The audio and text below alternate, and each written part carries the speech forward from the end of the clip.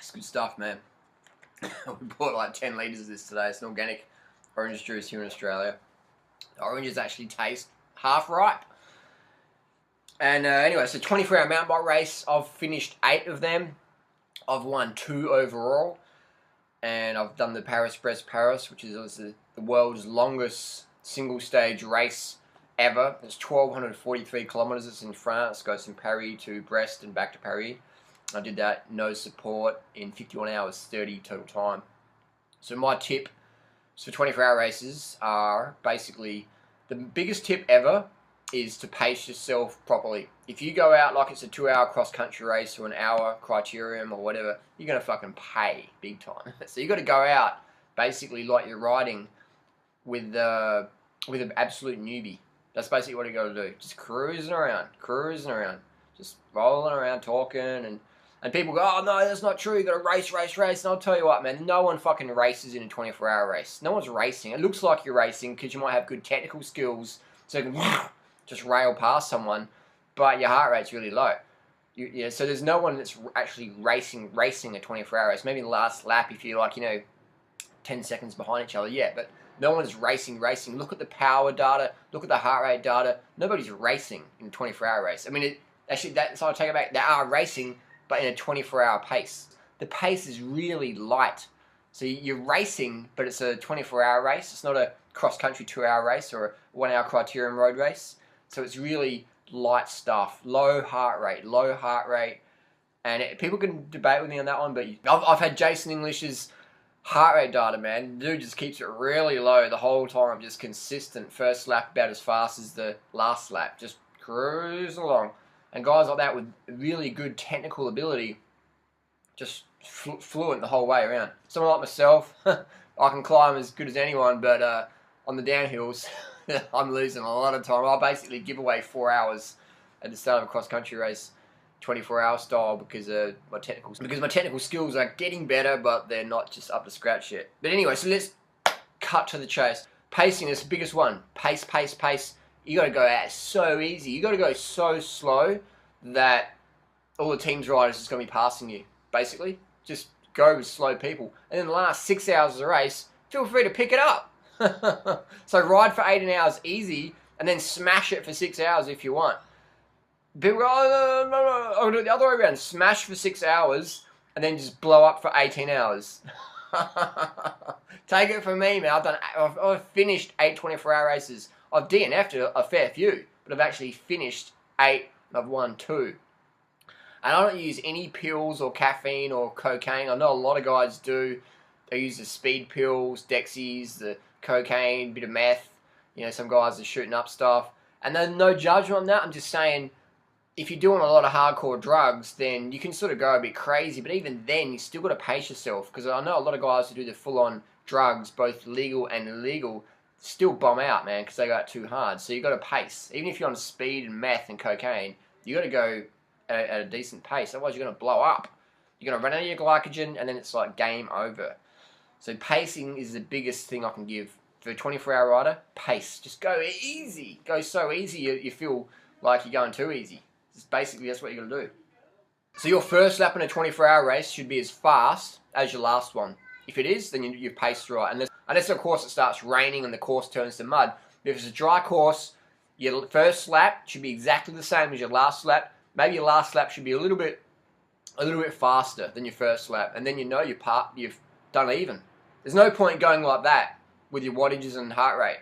You want to just have an even. Because if you average, 3 watts per kilo for an hour, and then the next hour you average 2 watts per kilo, and then you're 3 watts per kilo, that's just really going to fuck you up later on in the race. So you want to have like a consistent watts per kilo per hour. That's what you want to go for. Consistency in 24 hours. It's not a road race. You don't have to attack up the road and get the draft. It's not a cross-country race where you have to get a 10-second gap. People who treat it like that, blow up. People who treat it like that, they don't come back for more. I've had a few cross-country friends come to a 24-hour race it for the first 6 hours, totally blow up, still win the race, but just go, I'm never fucking doing that again. Never doing it again. Because they don't know how to pace. You got to pace yourself for a 24-hour race. I've spent 5 minutes saying pacing. Second one would be nutrition. You have to eat enough carbohydrates, otherwise you're going to bonk. You're going to run out of glycogen, you're going to hit the wall, and you're just going to be crashing easily and your mood's going to drop, you get a flat tire and you're going to want to pull out. So carbs, how many carbs? 1 gram of carbs per kilo of body weight per hour. If you're in the US, half a gram of carbs per pound of body weight per hour. Minimum. So that's what you want to do. One of my friends, his methodology is he eats that as well. Plus he says, I eat till I'm about to vomit and then I keep riding for another 2 hours. So every 2 hours he has a large carbohydrate meal till he's about to vomit, and then he knows he's had enough and he keeps going for another 2 hours.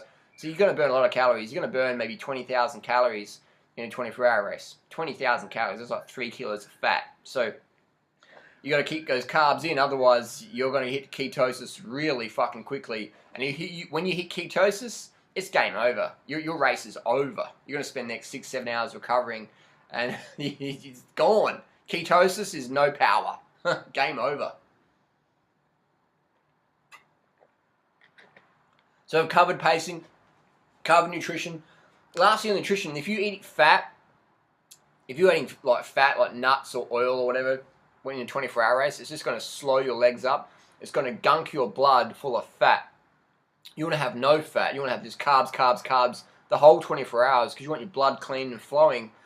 Because any fat's just going to slow you down. It's, you're going without sleep. You're going to be sleep deprived. And any excess fat's just going to slow you down. And a lot of people out there who aren't vegan, so they're eating like animal products. And I'm like, I see some people at 24-hour races, and I'm like, how the fuck are you eating a cheese, ham, slice of pizza? And then you look at their face an hour later, they're just like, oh, I regret that. That's fucked up. And I'm like, shit. That's like slashing your tires, man.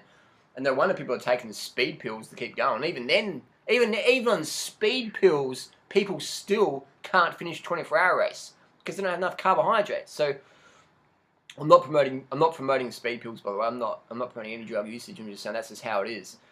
And so what I like to take in the 24-hour race is the dates. Have a box of dates with me and fruit juice, and that's just it. Dates and fruit juice, the whole thing. And make sure I'm pissing clear every hour. When you have a whiz, you want to be whizzing it at least every hour, at least every 2 hours having a whiz. I'll whiz when I'm on the bike, just, I can't do that on YouTube, but I piss when I'm on the bike, actually wee while I'm riding. Urinate while you're riding on a fire road, make sure no one's going to come screaming past you and cut the track. But anyway, so you want to be pissing clear every hour, every 2 hours, definitely. If you're pissing yellow or straw, knock back another bottle. You want to be pissing clear. What about salt pills? Well, I don't take any salt pills in a 24 hours. Some people do, it works for them, doesn't work for me. It just makes me feel more bloated and thirsty, so I don't do the salt pills. What about bikes?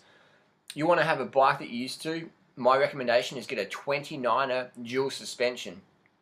Whatever company you like the feel of, because mountain bikes are all about different geometries and setups and stuff like that. So I like the Specialized Epic, I like the Giant Anthems, they feel good for me. What feels good for you, that's going to be a different thing. But 29er, man, that's just like, that's the ultimate 24-hour machine. 29er dually, that's the ultimate 24-hour machine. Tire pressure, you already know that, 32 psi, 30 psi, whatever tires you're used to.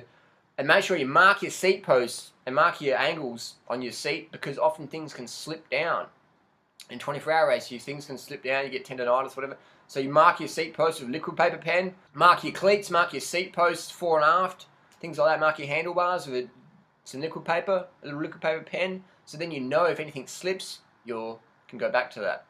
And that's about it. And just expect some real low negativity periods, but they're generally just because you're not getting enough sugar or water. But then there's the third thing that can happen is sleep deprivation can really fuck your head over. So you've got to just accept that you're going to have some periods of depression because you're sleep depriving yourself. So just tell your body, hey body, this is okay, we're going to sleep tomorrow, it's going to be over soon, let's just keep rolling through. And if you pace yourself properly, that's really easy to do.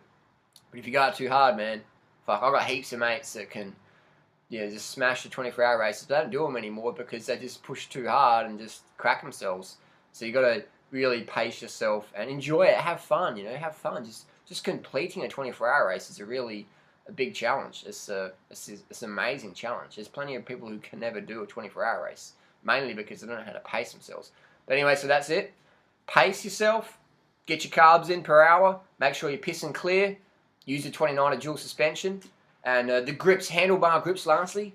The grips I recommend are called Ergons. Ergon grips. Get a pair of them. Ergons, man. Makes all the difference. My friend Jason Morrison in Adelaide, He gave me that tip back in '09.